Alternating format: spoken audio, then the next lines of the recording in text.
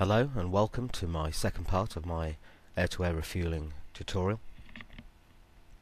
Today we're going to cover approach and pre-contact and talk a little bit more in depth about trimming the aircraft and also using visual cues.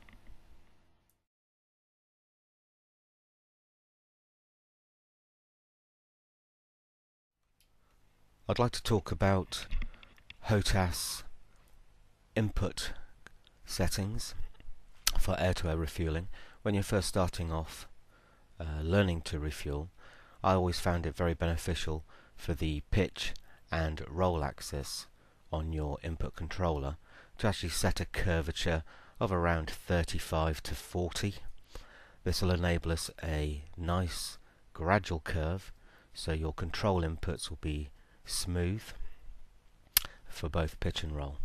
So I'd like you to just try that to start with, and as you get more proficient in refueling, you can reduce this figure back to your usual default settings. I fly with a zero curvature, but I'd like you to start off, as I said, with a curvature of around about 35 to 40 on your pitch and roll axis. To find the tanker, we need to know the tanker's TACAN frequency and also the tanker's radio frequency. TACAN today is 13 Yankee for the tanker, and also his radio frequency is 150 MHz AM. So we're going to start inputting that information into the relevant equipment. We're in the cockpit now, we're at 10,000 feet. I've already inputted the relative radio frequencies into my VHF AM panel, and what I'm going to do now is enter the tanker's TACAN frequency, which is 13 Yankee, into our TACAN panel on the right hand console. So we enter 13 Yankee, turn the mode selector dial to AATR, and that should give us bearing and distance information on the HSI when we enable the TACAN button. And here we have the tanker now showing at bearing pointer 1, and he's at a range of 22 miles. We're getting audio feedback as well off the TACAN radio, which means that we have entered a valid frequency. So we're going to start our turn now to the left, and we're going to intercept the bearing pointer, so it's on our 12 o'clock. We've intercepted the tanker now in front of us. We're going to be approaching him very shortly. I'm just going to turn down the TACAN radio so we don't get any more distractions from the TACAN panel. Air-to-air refueling requires concentration. I don't want any unnecessary audible cues. And we're around about 17 miles now. We're going to start cleaning up our aircraft. We are on our way to a weapons live exercise. We are loaded with live ordnance. So the first thing at the moment I'm going to do is make my weapon safe. We're going to turn off master arm, and we're also going to turn off the gun. And the next thing I'm going to do is turn off my jammer for air-to-air refueling. And there we are, we're weapons safe now. And I'm now going to contact the tanker on 150 MHz AM, and we're going to ask for our intent to refuel. Texaco, Hog 1-1, request rejoin.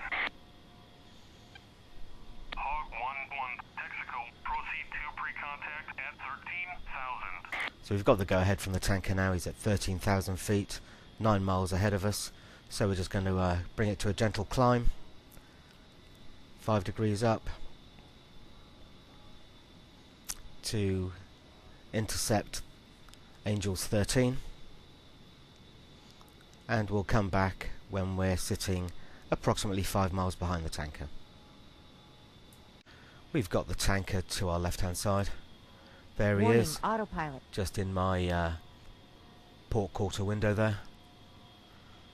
So we're just going to turn around to get behind him, and we're going to get ourselves into a pre-contact position.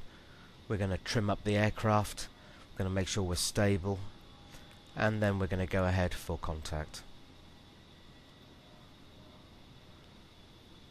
The tanker's going to be flying at approximately 189, 190 knots. That's his refuel speed in this mission. I'm doing 225 knots. I've got about 30-35 knots overtake on him. So I'm going to start bringing the speed back. And it's very important at this stage. We're going to trim the aircraft up at the required refuel speed, so the nose is steady. We're not dipping, we're not climbing. So we can have a nice smooth refuel.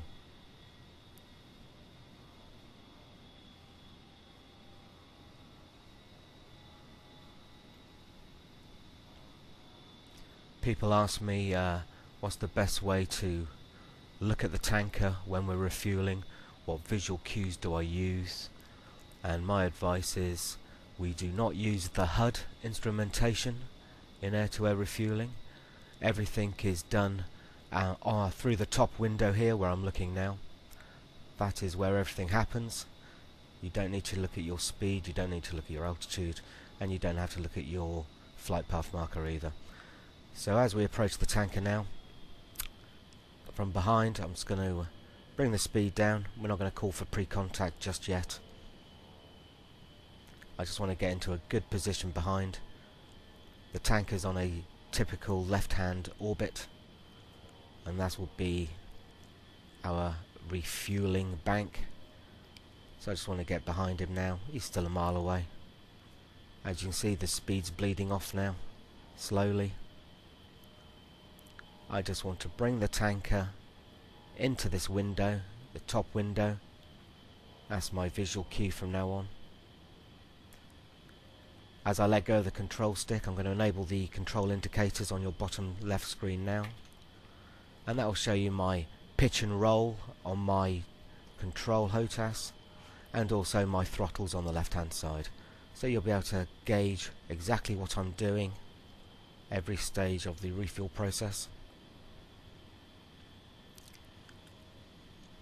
There are 190 knots. I've let go of my control stick and the nose is dropping, so I'm going to trim up. So there we go. It's not falling anymore. So it's nice and stable. And it's constant trim up until behind the tanker. The aircraft must be relatively stable. We don't want to worry about the nose raising and the nose dropping at our required refuel speed of around about 189, 190 knots. So at this speed now I'm 190. I've let go of the controls again. The nose is rising, so one notch trim down. That should be sufficient.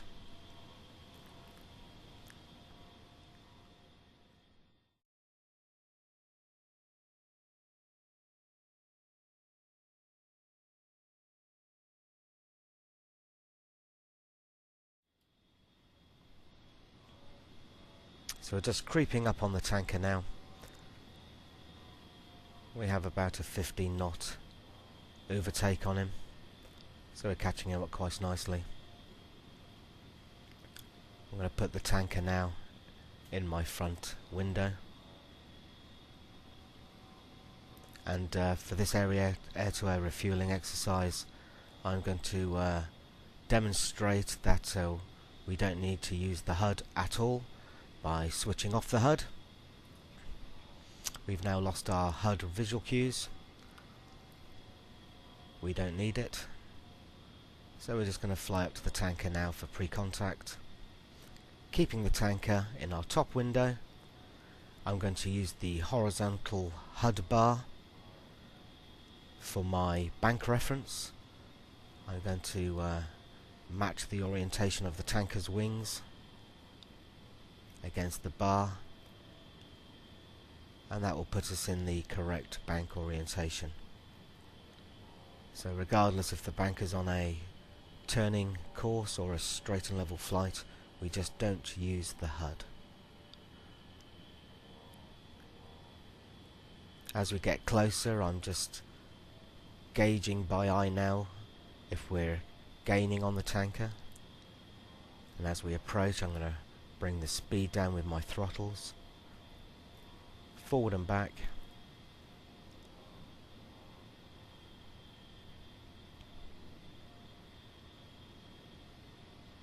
Okay, I'm going to open up the air refuel door now.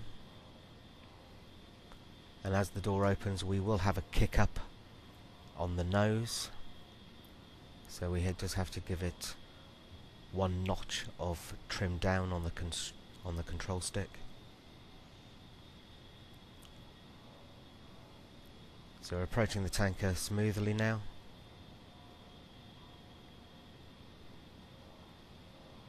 In the top window. And I'm lining up the fuselage of the tanker into the center. And my visual cues from here is I'm going to be looking at where the two spoilers are on the tanker's boom receptacle. That is my visual cue now for where I'm going to place it in the top of my HUD window. And I want it around right at the top of the frame there. Where it is now, that's where it's going to stay for the refueling process. So as we get closer, I'm going to call for pre-contact. Ready, pre-contact. Return pre-contact. Okay, he didn't like that position we were in, so let's just get a little bit closer. Get our speed adjusted.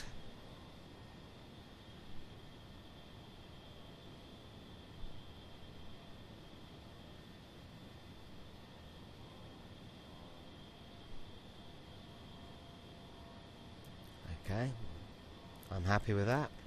Ready, pre-contact. Cleared contact. We've got the go-ahead now. So we're just going to push the throttles forward. I'm still keeping those spoilers of the boom in the top of the HUD window. Small inputs in roll and pitch. Tiny inputs on the throttle forward, throttling back. Just nudging the speed up, nudging the speed down. And as we get closer, the boom operator will retract the boom, and we just have to keep in a position underneath the tanker with those two boom spoilers underneath us. There we go. Booms come in. So we're just going to get into a position there, so I can still keep the spoilers in the window. Bit of speed.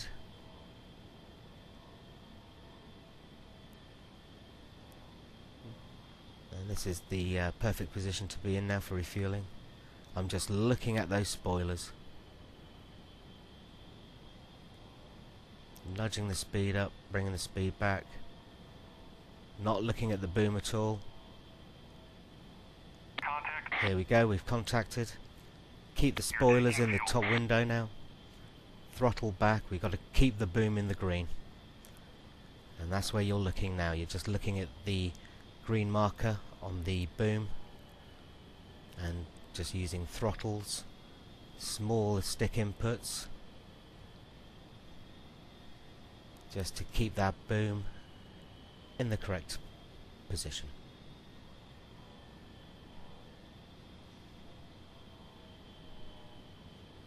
If you break the contact, then pull away from the tanker, get yourself set up again. Don't try and reconnect straight away. Get yourself sorted out, relax. When you're first starting off in refueling, you'll be very tense at this stage. You'll be gripping the control sticks. You'll be gripping the throttle, and that'll lead to overcompensation. So take a deep breath, relax.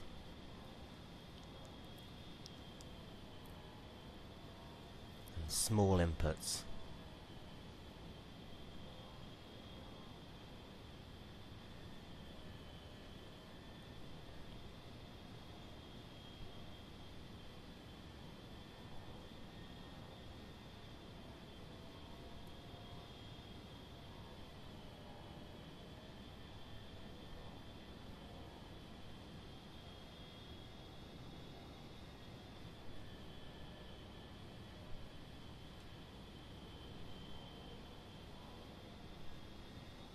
Return pre-contact. Okay, I broke the lock there, so I'm just going to get myself back into a good position. Throttles up You're taking and fuel. reattach. We can do this again if we break contact as well. Just ease back off the throttles, get yourself in a good position again, realign, reset the boom by nose wheel steering.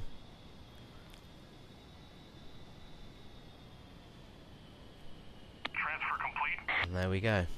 Disconnect. So I'm going to turn the HUD back on.